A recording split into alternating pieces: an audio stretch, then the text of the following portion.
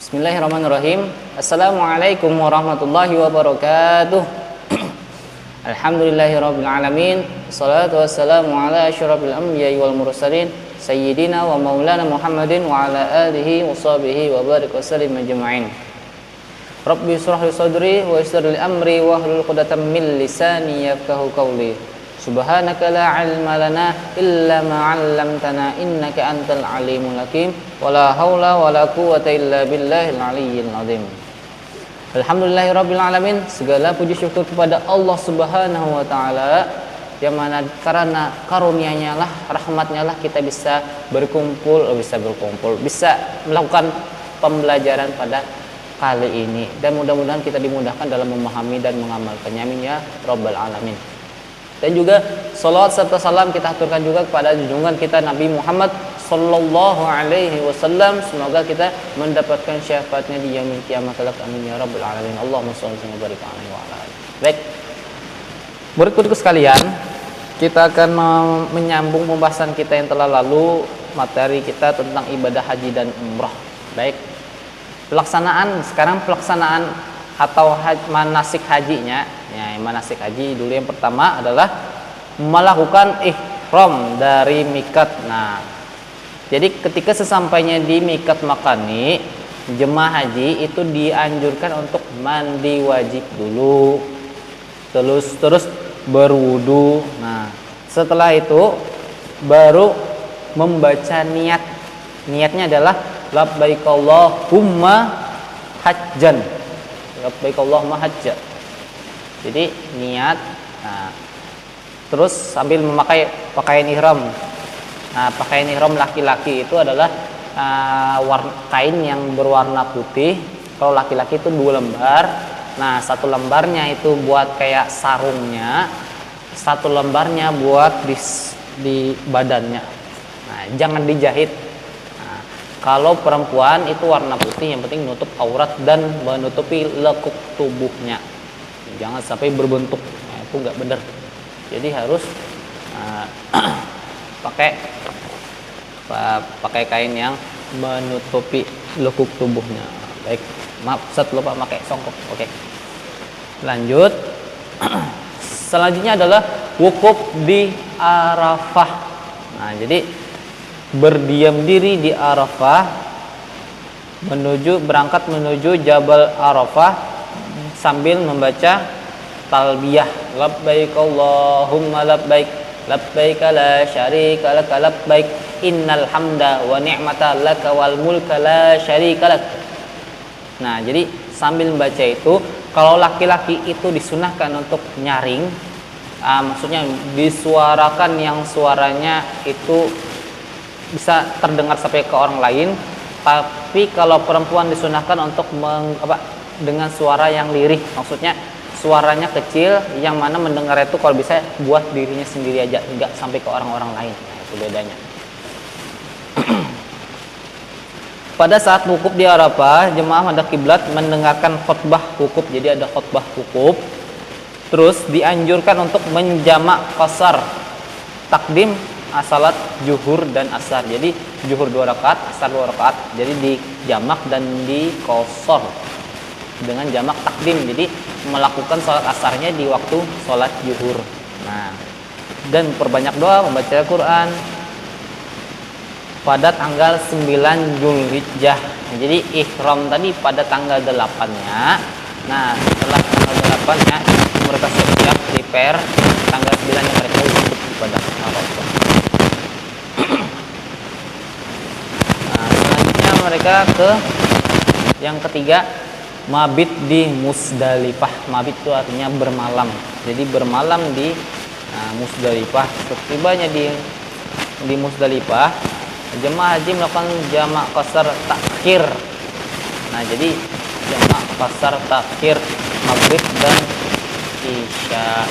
Jadi dijamak dan diringkas takhir. Jadi melakukan sholat maghribnya di waktu isya. Jadi isya maghribnya itu tetap 3 rakaat. Nah, tapi kalau isyanya itu jadi 2 rakaat karena di qasar. Kalau maghrib nggak bisa di qasar, tetap 3 rakaat. mabit di Musdalifah sampai tanggal 10 Zulhijjah. Nah, pada pagi harinya melaksanakan sholat subuh berjamaah sambil mengambil kerikil. Berapa? Nah, itu ada jumlahnya. Yang jelas itu ada 7 kerikil di satu tempat. Jadi 7 di jumrah yang Aqabah, terus jumrah ula dan jumrah wusta. Jadi 7. Tapi disunahkan juga untuk mengambil agak lebih biar hilang hilang. Nah, yang selanjutnya adalah melempar jumrah Aqabah pada tanggal 10 Zulhijjah. Jadi jemaah haji bergegas menuju Mina untuk melakukan lempar jumrah sebagai simbol untuk mengusir setan, karena Rasulullah pada waktu itu juga melempari syaitan dengan. Jadi kita disunahkan juga untuk melakukannya, disuruh untuk melakukan jumrah.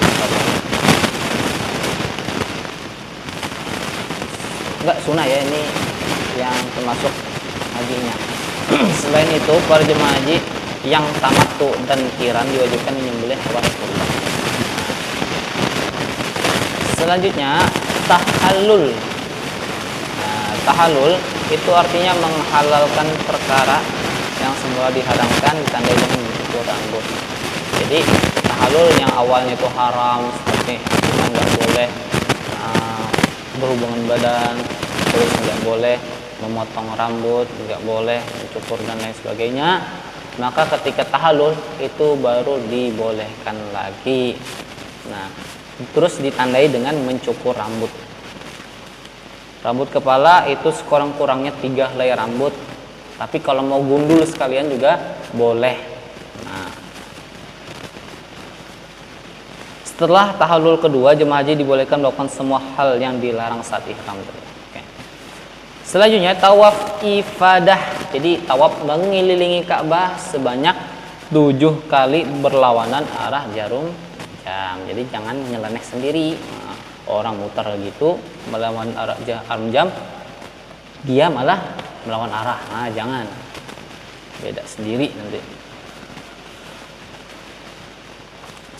Ya, ketika tawaf ifadah itu disunahkan melakukan mencium hajar aswad. Jadi disunahkan untuk mencium hajar aswad. Jadi kalau nggak bisa jangan dipaksakan, karena nggak mudah untuk bisa mencium hajar aswad karena saking banyak orang itu. Jadi jangan terlalu memaksakan diri.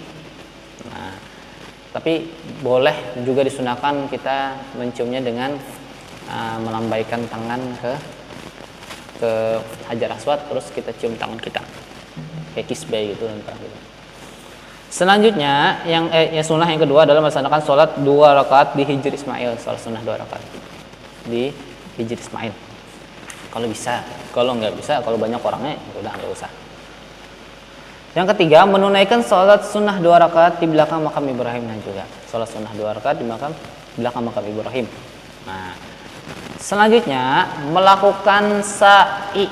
Nah, sa'i ini adalah berlari-lari kecil dari Safa dan Marwah itu. Nah, jadi lari-lari kecil. Selanjutnya bermalam di Mina. Nah, bermalam di Mina merupakan kewajiban. Nah, wajib bermalam di Mina pada tasyrik, yaitu pada tanggal 11, 12, 13. Pada hari tasyrik, kita tanggal 10-nya kan kita hari raya. Bagi yang nggak haji, kita berhari raya. Terus 11, 12, 13 itu adalah hari tasyrik, diharapkan untuk berpuasa.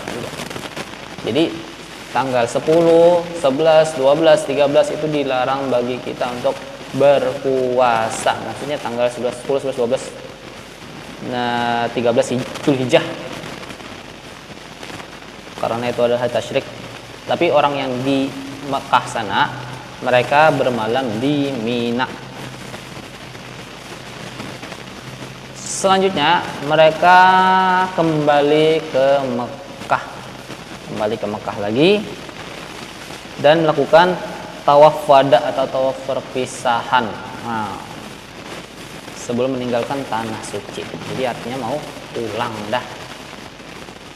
Nah, selanjutnya adalah pelaksanaan atau manasik umrah. Sebenarnya ada hampir kesamaan, cuman agak kurang dari yang haji tadi. Kalau yang umrah yang saat tiba tadi itu mikat, masang ihram dulu, mikat makani, mandi wajib juga, ya, terus berwudu, pakai ihram juga, cuman niatnya beda. Itu adalah niatnya labbaik Allahumma umrah. Nah, jadi labbaik Allahumma umrah. Kalau yang haji tadi labbaik Allahumma hajj. Kalau umrah labbaik Allahumma umrah. Selanjutnya membaca bacaan talbiyah serta memanjatkan doa kepada Allah Subhanahu wa taala. Tadi talbiyahnya labbaik Allahumma labbaik. Seterusnya membacakan doa karena doanya mustajabah. Nah, selanjutnya memasuki Masjidil Haram. Nah, sampai di Mekah, jemaah umrah disunahkan mandi terlebih dahulu. Setelah mandi bersuci, berwudu, jemaah umrah bersuci menuju Masjidil Haram. Nah, mendahulukan kaki kanan, ya, enggak cuma Masjidil Haram kita mendahulukan dan kaki kanan. Masjid-masjid lain, musola, langgar juga masuk dengan kaki kanan. Kalau kiri WC, jadi pakai kaki kanan. Sama rumah juga pakai kaki kanan, jangan salah-salah kaki. Emang rumah kalian WC kan enggak? Nah, jadi pakai kaki kanan. Cuman kaki kanan doang dapat pahala juga, nah, kan enggak susah. Jadi masuk tempat yang baik-baik itu dengan kaki kanan, kalau yang buruk-buruk itu dengan kaki kiri seperti WC. Selanjutnya melakukan tawaf. Nah, tawaf tadi sudah kita bahas 7 kali berlawanan arah, baru jangan lawan arah. Melaksanakan sholat sunnah 2 rakaat sama tadi di Hijr Ismail dan belakang makam Ibrahim. Selanjutnya sa'i dari Safa dan Marwah, sama sa'i juga, lari kecil dari Safa dan Marwah. Selanjutnya tahallul juga, potong rambut, cukur rambut, boleh sedikit boleh banyak, minimal 3 helai, maksimal yang botak. Selanjutnya tertib, artinya berurut-urutan. Kalau di lincau-lincau atau dari contohnya sa'i dilakukan setelah tawaf, dan jika sa'i dilakukan sebelum tawaf maka hukumnya umrahnya tidak sah karena nggak berurutan, jadi harus berurutan tertib. Nah, oke, baik, selanjutnya hikmah ibadah haji dan umrah yang pertama adalah menjaga solidaritas umat Islam, karena memang ketika jemaah haji di sana itu memang perlu saling membantu bahu membahu. Nah, susah untuk sendirian, yang tua karena kecapean bisa digendong orang, ada yang lumpuh pakai kursi roda didorong orang, ada yang kesusahan, pokoknya saling bantu membantu di sana. Jadi saling mengeratkan solidaritas sesama umat Islam. Jadi enggak individual di sana. Kalau individual susah di sana, harus saling bantu berkelompok. Kalau ada yang nggak tahu dibilangin oleh ketua regunya, mungkin kayak orang pramuka juga. Nah, karena ada regu-regunya, kelompok-kelompoknya, dan ada pemimpinnya yang mau komandoi kalau ada yang salah. Kalau ada yang misalkan sakit juga, nah yang ketuanya yang melaporkannya. Oke, selanjutnya yang kedua, mendekatkan diri kepada Allah Subhanahu wa taala, ya, karena haji itu adalah rukun Islam yang kelima. Jadi hukumnya wajib melaksanakan ibadah haji karena ibadah. Tapi kalau mampu, ya mudah-mudahan kita mampu, amin ya rabbal alamin. Selanjutnya sebagai bukti keimanan dan kecintaan kepada Allah Subhanahu wa taala, karena cinta itu perlu kebuktian. Jadi kalau cinta cuma ngomong doang enggak ada bukti, itu adalah cinta palsu. Katanya pengen naik haji, nah tapi waktu punya uang malah dibelanjakan yang enggak naik haji. Allah kasih buat, nah ini buat kamu naik haji, enggak buat, dan lain sebagainya. Nah, padahal dia orang kaya tapi belum naik haji. Tapi kan katanya haji lama banget nunggunya, 20 tahun, 30 tahun. Ya udah daftar aja dulu. Masalah nanti misalkan mokat sebelum berangkat. Nah, habis umur sebelum berangkat, yaudah kamu dapat pahala haji karena dapat pengen niat berhaji, dapat pahalanya 1.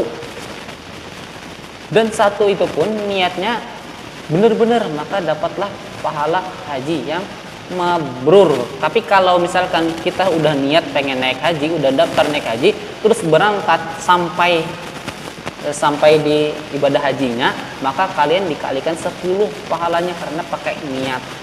Nah, itu kehebatan dari niat terus dilaksanakan, dikalikan 10, digandakan 10. Tapi kalau niat ternyata habis umur kita waktu menunggu itu, maka kita dapat pahala 1. Tapi itu pun penuh dan mabrur karena niat itu nggak ada yang riyaknya. Tapi kalau udah di sana kan bisa aja kita riyak. Nah, alhamdulillah nggak mabrur, sia-sia nunggu kan, ternyata pahala ibadahnya nggak diterima Allah Subhanahu wa taala. Naudzubillah. Selanjutnya memperoleh pahala berlipat ganda dari Allah Subhanahu wa taala, ya karena memang pahala naik haji itu pahalanya surga dari Allah Subhanahu wa taala luar biasa. Tapi jika mabrur, kalau nggak mabrur ya buang-buang uang dan buang-buang tenaga. Makanya benar-benar belajar tentang haji. Kalau kalian serius belajar tentang naik haji, tentang manasik haji, terus di sana melakukannya dengan serius, maka pahalanya adalah surga. Ya ampun, dosa-dosanya luar biasa. Baik, itu saja yang dapat saya sampaikan. Mudah-mudahan bermanfaat, bisa kita amalkan dalam kehidupan sehari-hari, dan mudah-mudahan kita bisa berangkat naik haji sebelum umur kita habis. Amin ya rabbal alamin. Mohon maaf jika ada kesalahan karena memang keterbatasan ilmu tentang haji ini. Ya, itu saja. Mari kita akhiri dengan berdoa bersama-sama. Amin ya rabbal alamin. Bismillahirrahmanirrahim. Alhamdulillahirabbil alamin. Allahumma shalli ala sayyidina Muhammadin wa ala ali sayyidina Muhammad. Rabbana zidna ilman warzuqna fahman bi rahmatika ya arhamar rahimin. Rabbana atina fid dunya hasanah wa fil akhirati hasanah wa qina adzabannar. Wa sallallahu ala sayyidina Muhammadin wa ala alihi wasallam. Subhana rabbika rabbil izzati amma yasifun wa salamun alal mursalin. Alhamdulillahirabbil alamin. Istighfar 3 kali. Astagfirullahaladzim, astagfirullahaladzim, astagfirullahaladzim. Baca hamdalah, alhamdulillahirabbil alamin. Terus baca doa kafarat majelis. Subhanallah wa bihamdi, subhanakallahumma wa bihamdika, asyhadu an la ilaha illa anta, astaghfiruka wa atubu ilaik. Assalamualaikum warahmatullahi wabarakatuh.